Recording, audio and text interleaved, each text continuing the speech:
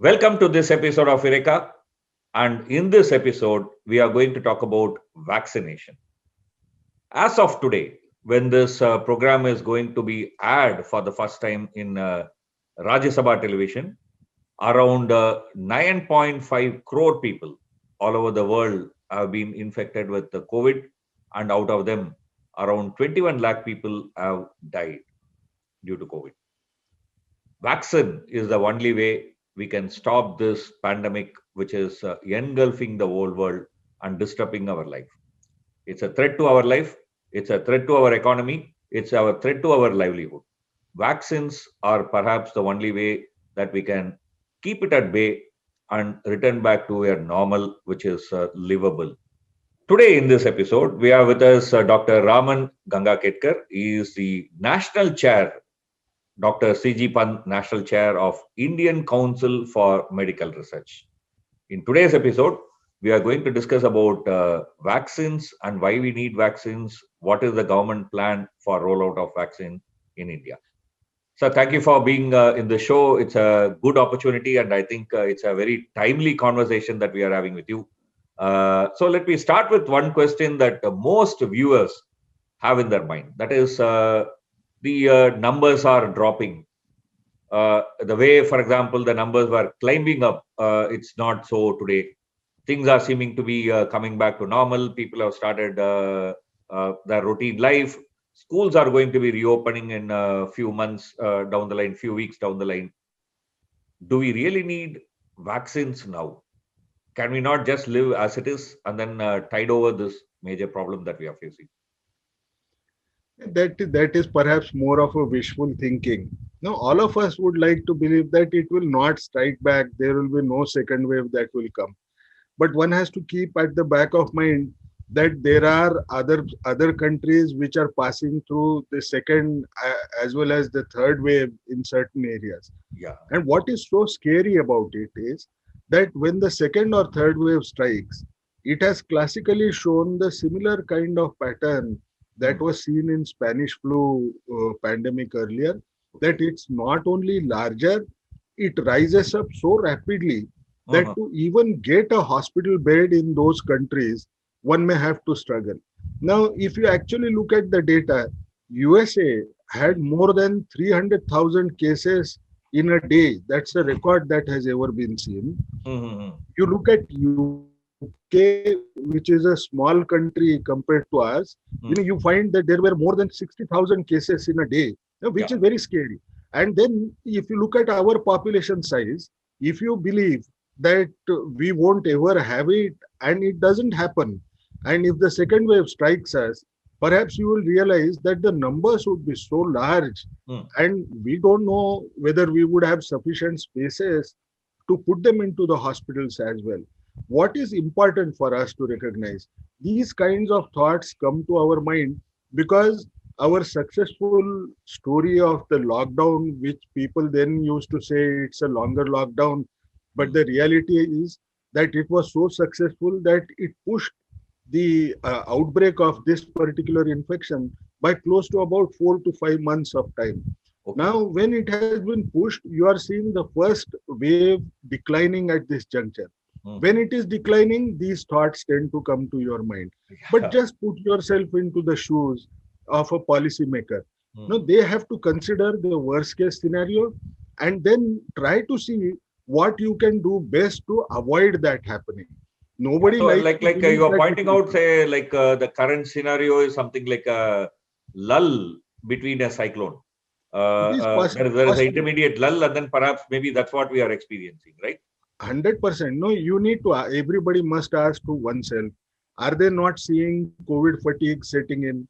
Are they not seeing the conventional use of COVID appropriate behavior is going down over a period of time? Yeah. Are we also not seeing that newer variants are coming which are far more transmissible Mm. compared to what we had so far? Yeah. So you have all factors which are supportive for development of second wave, Mm. and assuming that a second wave is going to come, Mm. you would like to protect your population. You are going to get 2 to 3 months time, as we understand by the curves that are seeing in rest of the countries. And these 2 3 months time, we have to utilize right way. Please remember, by lockdown, we utilized those 4 5 months that we had to ensure that our healthcare infrastructure is geared to meet the contingencies that arise when the COVID outbreak will take place. But now is a moment when there is a lull. We have to work hard to ensure that we are ready for the worst case scenario to happen. If it doesn't happen, if everybody continues to have follow the COVID appropriate behavior as well, which are difficult to sustain because this is a behavioral issue. Whereas vaccine is delivering a biological protection directly to a human being. So the issue of sustaining a behavioral pattern perhaps is mitigated. Perhaps it is something which is handled really well with the vaccine, and therefore So this is giving vaccine to where the I would like to ask one another question that, like as you pointed out, I mean, maybe the second wave is around the corner, and it's important that we need to prepare ourselves. But some people are arguing that to vaccinate a huge population like India, it's going to take a lot of time. So what is the point in vaccinating now a small section? So every month, every week, you will be able to only vaccinate only so much of people. Is it going to make any impact? How would people who are vaccinated will help in combating this disease? see, there is one thing which we have to remember. There can be two objectives of vaccine rollout. Mhm. The first objective can be, you want to reduce or mitigate the impact of this outbreak by reducing the mortality. Ah, All of us know, large majority of them are going to come out as asymptomatic. yeah, The younger ones may not perhaps have any kind of complication that could arise due to it.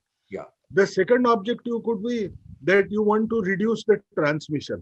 okay. But if you want to reduce the transmission, the connotation is very straight. Ah, You have to immunize almost as much as possible, yeah, as rapidly as possible. ah, Now, that's not feasible. ah, What the entire world, ah, including India, has chosen a path ah, is try to reduce the mortality first, ah, given the fact that ah, the outbreak is going to be dynamic. ah, We do not know by the time we may try to cover the first prioritized groups itself. hmm, You will find that the outbreak may have had infected a large proportion.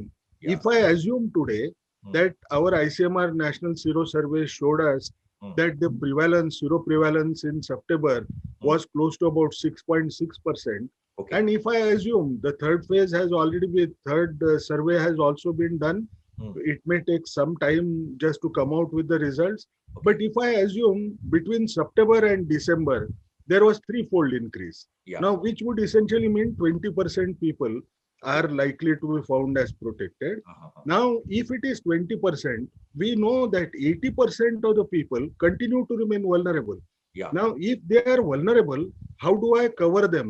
Because essentially, you would like to cover first the risk of mortality, hmm, and that can best be done by a prioritized population.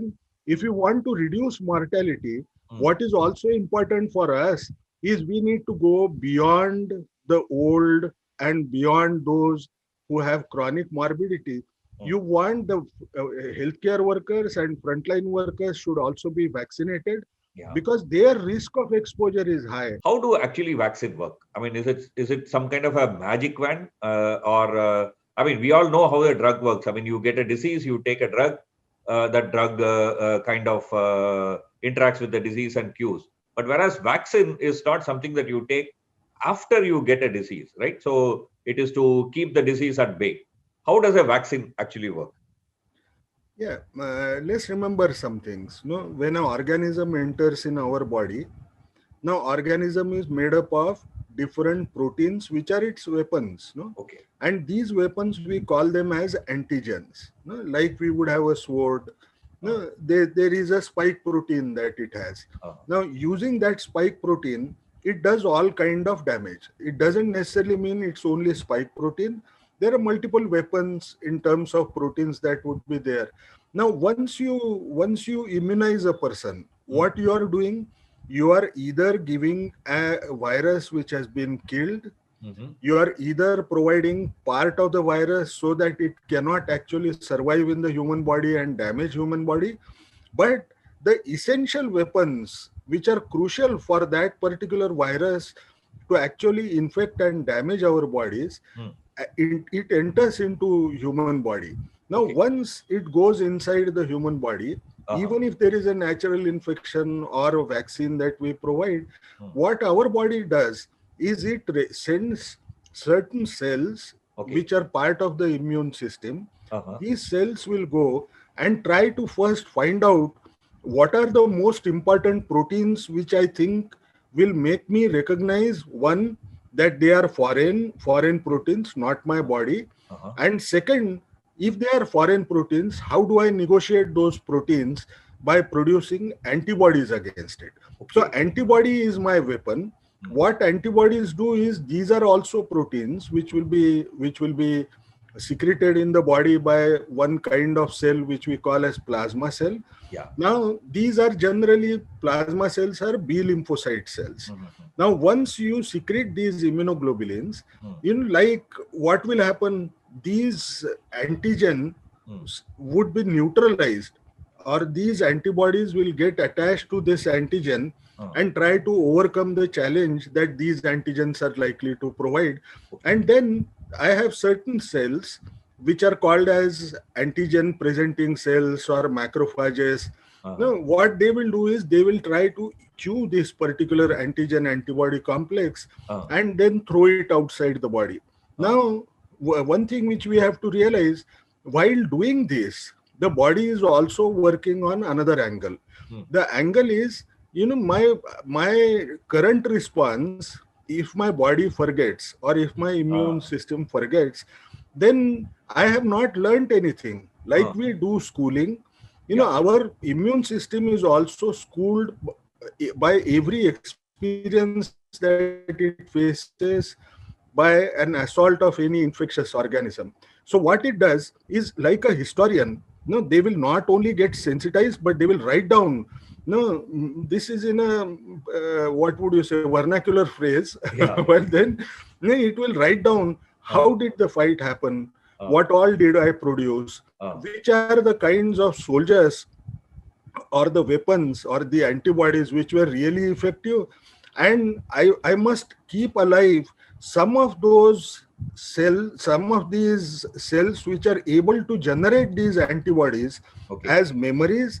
And then if ever again the same assault occurs, and if I find out that these antigens are similar to earlier organism which I had faced in, let's say, 2020, Okay. so what it will do, it will mount an attack directly Uh-huh. by activating those sleeping memory cells, Mhm. which would have all that information. It would say, okay, now plasma cells must produce the antibodies of X kind, and that's how, again, without giving much time for the organism, the Uh-huh. antibodies assault will be launched. And that's how our immune system tends to work and negotiate every infection. That's the reason why you find that new reinfections are a rarer kind of phenomena among all So that is organisms. why, for example, even for example, like measles, once you get one time measles, most likely in your whole lifetime, you will never get again. Our body kind of remembers the measles virus, its weapons, and is able to mount attack next time if at all we get in contact with the measles virus, right? I mean, that's a sum and substance of what you are saying, right? True, true, true. Yeah. So here I'll take a very short break. After the break, we'll continue this very interesting and very important conversation in today's context when the vaccine rollout has begun in India and many parts of the world. We'll take a very short break. After the break, we'll continue this conversation.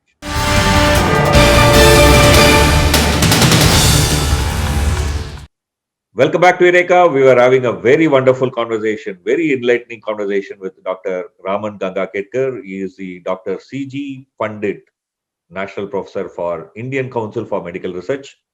Before the break, he was explaining how a vaccine works and why vaccination is necessary even when we are seeing all around us the numbers are falling down. What is the timeline? Can you take us through the way the government is planning for vaccination in India?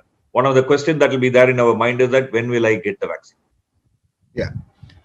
One of the things which has been prioritized is to try and reduce the deaths that can occur because of this infection. Now, deaths are more likely to occur among those who are older, more than 50 years of age, or those who also have or independently have chronic morbidity like diabetes, hypertension, chronic kidney disease, or malignancy, or you name certain severe conditions, systemic diseases that could be there. Yeah. Now, if you want to protect them, their size is about 27 crores. Okay. Now, for 27 crore to be population to be provided vaccine is also going to be a challenge in itself. Yeah. Now, if I want to do that, I have to also remember that there is a crucial segment of the society, that's healthcare workers and the frontline workers, who are essentially required if the outbreak tends to go out of hand and there is a second wave that may come.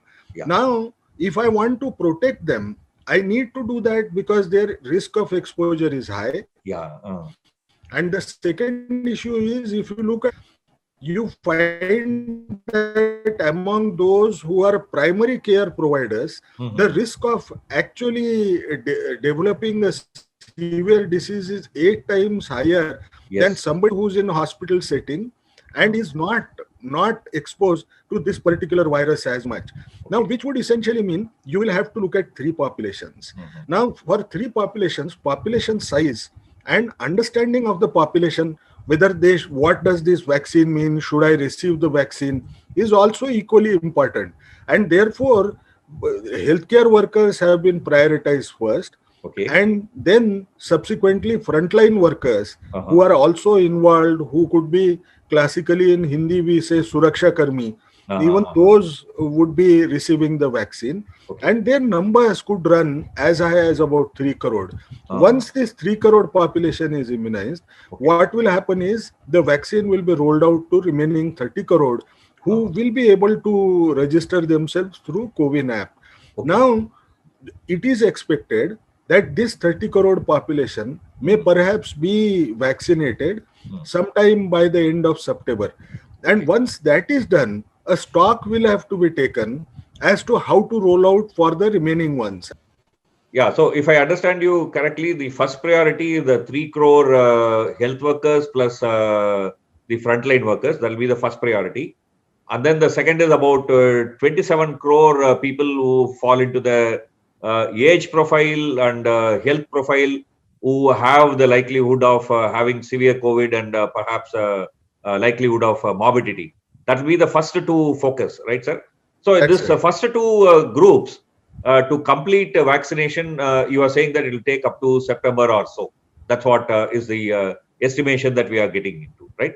True. See, when you say adverse event, that's one area that I think many people have doubts. I mean, sometimes people say that after vaccination, I feel chill, I feel a slight headache. There is some redness in the area where the injection has been given. Are these normal? Are these something that we should expect? So if we have to expect these kind of things, then what are those kinds of symptoms which one would normally expect in a vaccination program? Yeah, there is one thing which we have to understand. When you give any foreign protein in the body, your body's immune system is going to react against it because it doesn't like anything that is coming in the body. It recognizes what we classically call as self and non-self proteins. And once it knows non-self, there are certain local reactions or systemic reactions which are likely to occur. Now, what are they like? You find that there could be pain and swelling at the injection site. You could be perhaps developing fever, which people are also aware that in childhood immunization, once you give vaccine, we say that for a day or two, the child may have fever. Please provide paracetamol to him. That's it. And that's about it. Similarly, here also, you might get fever. You may get headache. You may get fatigue. Now, headache and fatigue are also associated with COVID-like symptoms. Yeah. So people may suddenly feel, why is this happening? Perhaps mainly because you are receiving spike protein or part of the virus. So Mm. essentially, no spike protein, dead whole virus itself, or part of that particular proteins also. Now, if that happens, your body may be reacting in a manner which provokes a response of the body that leads to development of headache or fatigue. Now, Mm. are they going to last long? They don't last long. Yeah. They essentially will be there perhaps for a couple of days or 3 days. Even if you are required to take any tablet, you may just take paracetamol most often, Yeah. and there won't be any kind of problem. Uh, Now, people are generally worried not about this, but serious adverse events that may follow. But if you ask me, more than serious adverse events, for us, the bigger worry is that if I develop these symptoms, no, at the end of first vaccine dose, uh, it is possible some of us will feel, I don't want to take the second dose, and that oh, could be a difficult thing to that handle. will be a very, That is very mainly serious because issue. this is a two-dose vaccine. Yeah. Yeah. But one must remember two things. These symptoms are transient, Mm. very easily treatable, Mm. and when you take second dose, the good news is these symptoms are likely to be lesser in intensity compared to the first First. dose. Yeah. So you shouldn't run away from taking second dose of the vaccine. One must also remember that taking one dose is against manufacturer's advice. Yeah. No, you are expected to take two dosages for a durable protection of the vaccine, so you should go ahead. Now, you tend to read so many messages that tend to come that there were three anaphylactic reactions, four anaphylactic reactions Yeah. overall. No, today, after 10 lakh dosages that have been, 10 lakh subjects have received, only four or five individuals who developed a serious side effect. Mm. Now, what is a serious side effect? Certain people may be allergic to Uh, this particular vaccine, and they might have their own system in such a manner that it reacts violently, and they will develop a kind of a shock, which is a manifestation of an allergy. mm. Now, would that shock be something which we cannot manage? No, you can always manage these small events, these events that might occur. No, mainly because you need to provide certain medications that are available in the emergency tray in every place where you would go for vaccine. You are also asked to wait for half an hour. Yeah. You are provided adequate time under medical supervision Mm. to try and see that you do not develop this particular serious adverse event, however rare it must be. But you take adequate precautions to ask them to be there for half an hour, and then try to manage if it happens ever. Now, one of the things which tends to worry most of us is, are there no is this likely to be a frequent event? This is not so frequent as it appears to you. Yeah. As it is, the risk could be anywhere beyond 1 in 1 lakh. So Mm. it's that rare a event. So you should not be worried about that rare thing happening in you, because it is unlikely, when it is 1 in 1 lakh probability that it will happen in you alone. No, Yeah. it is a random event that might occur in certain individuals who have allergic predisposition and who had a similar kind of experience prior, with vaccination, or with let's say a bee sting that has taken place, Yeah. or such kinds of health issues, which you should actually communicate to your doctor and let the doctor decide whether vaccine can be given to you, and would there be a risk of anaphylactic shock to occur after vaccination. But please don't think that rare events occur. No, Yeah. rare events occur as rarely. Commonly, common things happen commonly. Yeah. So the dictum of medicine, common things occur commonly and rare things occur rarely, must be kept in the mind before you decide what is the risk and benefit of taking the vaccine. Do we Thank you. want to One continue? because for want of time, we are in the last part of our discussion. But one question that I want to ask and get you a comment, which is, once the vaccine rollout have begun, I mean, there are people who are promoting vaccine hesitancy. That is, vaccines are dangerous, vaccines are unnatural. we don't need them, and so on and so forth. As a person who have been in this field for quite a long time, what is your take on this, and what is your message to our audience? No, message is very simple, and the take is also very simple. See, whenever you face any uncertainty or unknown event, each person reacts differently. Yeah. No, some people will be cautious, some people will panic, some people will say something that comes to their mind. They would like to know the answers for it. Yeah. But we also need to understand these are unusual kind of circumstances. Not everything has complete answers that are available.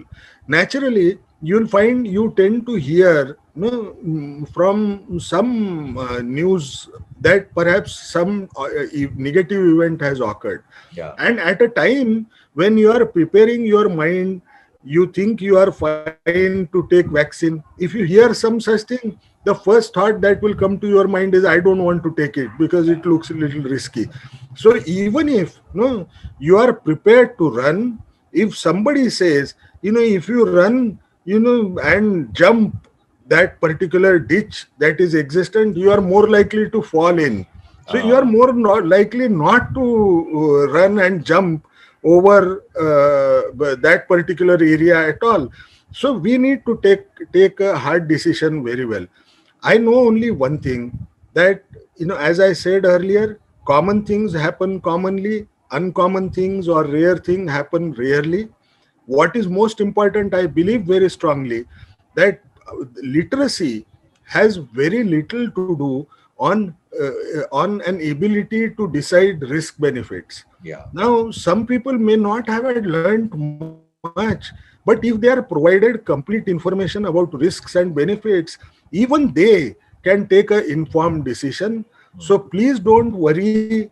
You ask questions. You ask those questions to the healthcare provider, or ask your questions on the helpline number that has been provided, and take your own decision. I believe very strongly, just because I may not have had gone to a school, it doesn't mean I don't take decisions where there could be small risks, and benefits also could be in whichever level. I believe that you have a right to ask questions. Please ask questions, allay your anxiety, but just remember the last dictum, that it is your health. You have to choose between COVID and vaccine, vulnerability to COVID and potential vulnerability to COVID, and probably provision of vaccine along with the COVID appropriate behavior. And the last thing which I would say, even if you have taken a vaccine, you must continue to follow the COVID appropriate behavior even after vaccination for at least 1 or 2 years to follow subsequently. Thank you. Thank you. It has been a very, very wonderful and very informative conversation.